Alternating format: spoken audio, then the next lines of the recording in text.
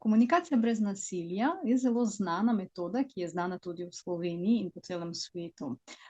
Njen organizator je Marshall Rosenberg, on je bil psihologom, mediatorjem, učiteljem in avtorjem te metode.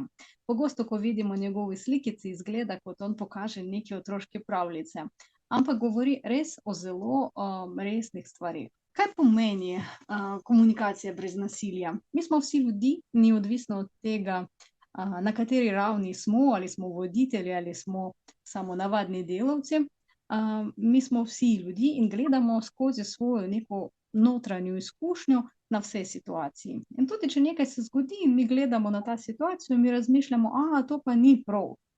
Ocenjujemo, obsojamo in tako naprej. Kaj nam pomaga komunikacija brez nasilja? Če zdaj vidimo te dva člana risanke, pri komunikaciji brez nasilja mi gledamo širje na situacijo in upoštevamo tudi mnenje drugih. Razumemo svet bolj bogato. Torej, če mi danes bomo govorili veliko o nekih opazovanjih in faktah, a ni samo o tem, kaj je notri mene, jaz mislim, to pa narobe, to pa ni prav, ker v življenju mi pogosto nismo tako poslovni. Mi reagiramo emocionalno. In recimo, če nam kakšna prijateljica, če vidimo v službi, da nekdo rešuje kakšen konflikt ali je kakšen konflikt obstaja, mi pa takoj ugotovimo, kako njega lahko rešimo. Ampak pri sebi nam je bolj težko. Zakaj? Zato, ker smo emocionalno notri v toti situaciji. Komunikacija brez nasilja je zelo, zelo prosta zadeva. Samo ni tako prosto jo upoštevati v življenju, ampak prosta 4 koraka. Prvi korak, opazovanje, dejstvo. Če nekaj se zgodilo, kar nam ni všeč ali kaj privede do konflikta, mi moramo takoj si reči, kaj se je zgodilo. Torej, neko dejstvo. Se mi zdi, kaj se je zgodilo v življenju v resnici. Občutki, s katerimi občutkami sem se soočal. Torej, to dejstvo povzročilo neke občutke pri meni. In tukaj moramo razumeti, da to tudi vpliva naša osebna izkušnja in naša osebna zgodba na to, kako mi ocenjujemo in kako gledamo na situacijo. Torej, se počutim nekako in tako naprej. Moramo razumeti, da mi imamo svoje potrebe. Mi smo vsi ljudi, imamo iste potrebe. Potreba v varnosti, v ljubezni, v empatiji, v počitku, na splošno. In na neko potrebo ta situacija, ta konflikt vpliva. In mi moramo si razložiti, na kako potrebo, torej malo tako se poglobiti v ta situacijo. 4. pika v tem algoritmu je zahteva. Če nekaj se je zgodilo s človekom, mi moramo iskreno, odprto povedati, kaj bi si želel. Če tako vzamemo neko življenjsko situacijo. Človek si zamudil na sestanek. Namesto tega, da bi govoril, ti mene nikoli ne spoštuješ, vedno si zamujaš, moramo reči, prejšnjič si zamudil na sestanek. Torej, moje čustva, to pa moje čustva, jaz lahko povem, da imam občutek, da mene ne spoštuješ. Bi te prosil, da prideš na sestanek pravočasno. Ali vsaj mi poveš vnaprej, da si lahko planiram tisti dan. Torej, to je čist bolj poslovno in normalno. V življenju mi pogosto ne znamo komunicirati tako normalno. Mi smo preveč vklopljeni v svoje emocije in svoj notranji svet. Tak je življenjski lifehack. Če nekdo vam nekaj rekel, lahko njemu poveste, ali sem prav razumel, da, in ponovite njegov stavek. Zelo pogosto boste presenečili, da ne. Da on je govoril ali je imel v mislih nekaj drugega, on ali ona.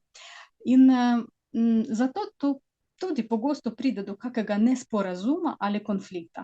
In če bomo ponavljali ali vprašali, ali sem pravilno razumel tisto situacijo, bomo velikokrat presenečeni. Tudi lahko z vami malo se poigramo, ali smo razumeli to ali ne. Torej, zdaj pa vidimo, občutek imam, da me ne spoštuješ, če ne prideš pravočasno na sestanek. Kako se vam zdi? Kaj to je? Opazovanje, občutki, potrebe ali zahteve? Hvala. Želel bi, da mi pravočasno sporočiš, če veš, da boš zamudil. Opazovanje, občutki, potrebe ali zahteve? Torej, gledajte, to je konkretno dejstvo. Jaz bi želel, da mi sporočiš pravočasno, da boš zamudil. Torej, neka zahteva odprta v pozitivnem ključu. Vam pomagam, zahteva. Potreba bi bilo, če jaz potrebujem spoštovanje. To razumem. Želim si imeti občutek pripadnosti ekipi. To pa tukaj. In zadnjič si zamudil na sestanek. Kaj pa to je? Hvala. Torej, zdaj mi razumemo, kaj pa je to, in ti 4 koraka nam bodo zelo, zelo koristni v življenju, ker pomaga pri samoempatiji, pri iskrenem izražanju lastnih misli in pri empatičnem sprejemanju drugih ljudi. Proti koncu bomo pogledali na študij primera. Gospa Ana je šla na tečaj komunikaciji brez nasilja in potem opazila, da pred komunikacijo ona pogosto govorila: ti nikoli ne upoštevaš mojega mnenja, ampak po izobraževanju ona je razložila svoj sistem, da na zadnjem sestanku nisi odreagiral na moje mnenje glede projekta. Torej, opazila dejstvo. Imela sem nekaj dodatnih idej, tvoje obnašanje me je prizadelo. Torej, ona se soočila s svojimi občutki. Želim se počutiti enakovredno ostalim članom tima. Torej, razumela svoje potrebe, kar bi si želela. Vem, da nismo imeli dovolj časa za poslušanje vseh. In tukaj je zelo dobro, da ona razume tudi situacijo, kakva je bila. Ali bi bilo možno, da se dogovorimo za naslednjič, torej spoštljivo govori do svojega sogovornika in prosi, da njemu neko zahtevo. Je zelo poslovno, ampak upošteva svoje čustva.